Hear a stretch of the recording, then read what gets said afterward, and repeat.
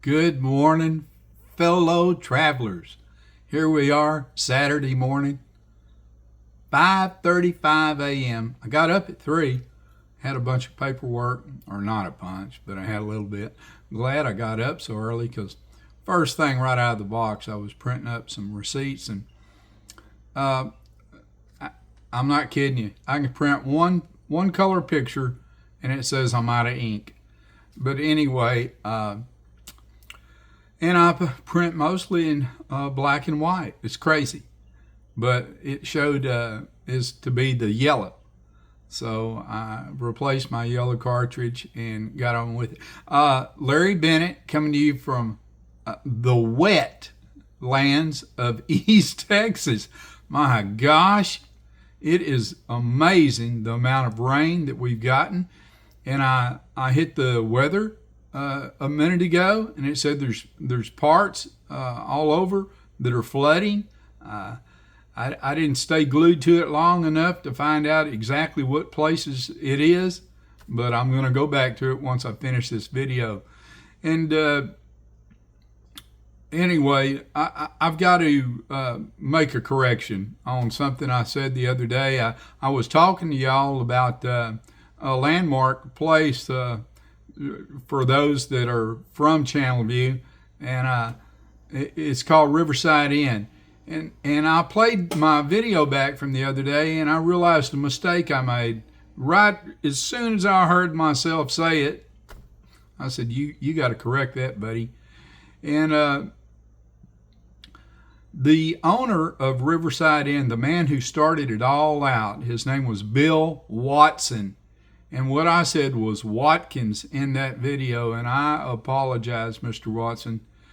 I apologize.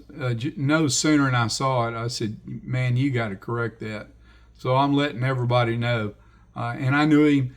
I mean, good grief, I wasn't but 9 years old when I was riding my swing bicycle down there.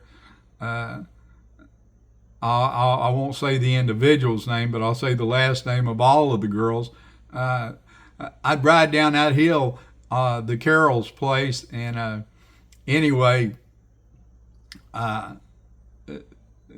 he was such a good man, and he was good to this kid. He'd always give me a Coke and tell me to stay out of the way. It was a cool time. You know, I'm going to tell a quick deal because this will bring back a lot of memories to a lot of you. There was a famous pinstripe artist named Raymond Milburn from Pasadena. And I am not kidding you. I got to watch this man as a kid, and he'd show up with a shoebox. And as the boats and the trucks and would pull up and pull out, he had his van pinstriped and all the detail work that he was just an artist. And he made a living doing pinstriping and artwork by freehand.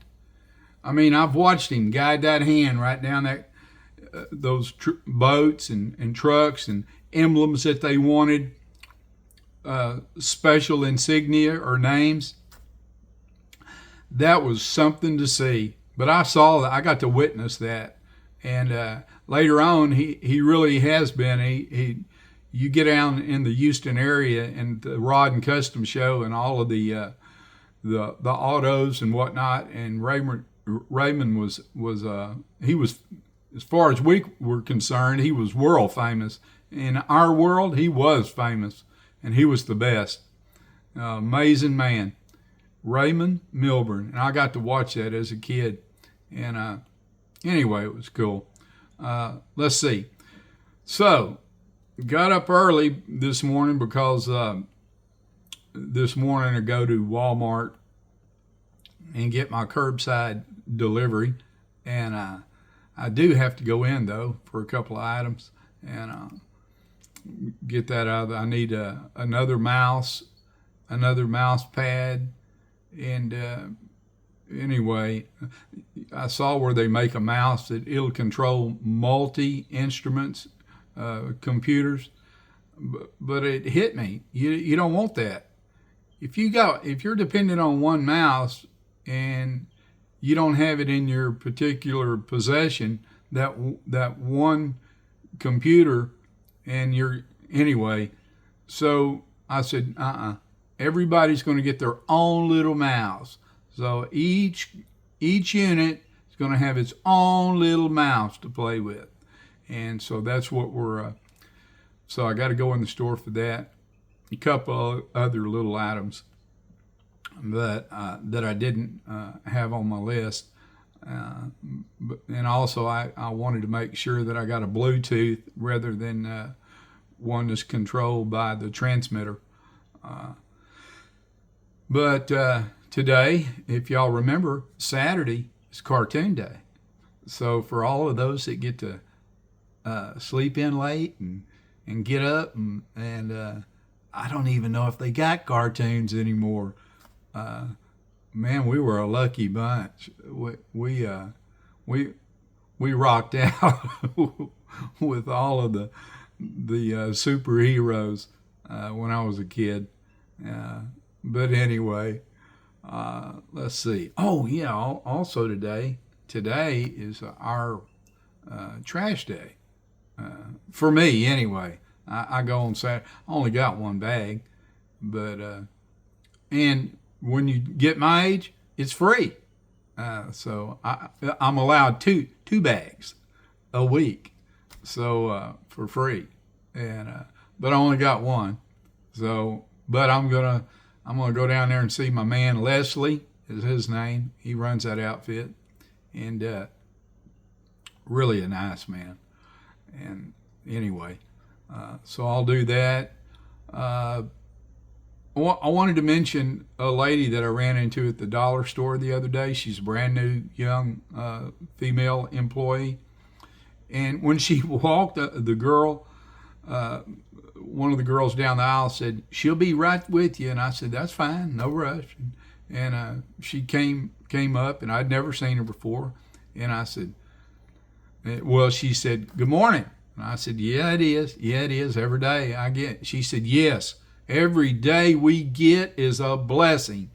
And I thought, my God, where'd this girl come from? And where's she been hanging out? Anyway, I said, "Yeah." I said, "I like that." And she said, "Well, it's the truth." And I said, "Hey, I'm in full agreement with you. Every day is a blessing. And you get my age, it's really a blessing." And she laughed and she said, "People don't realize, do they?" And I said, "Well, I guess we take it for granted." But attitude and gratitude.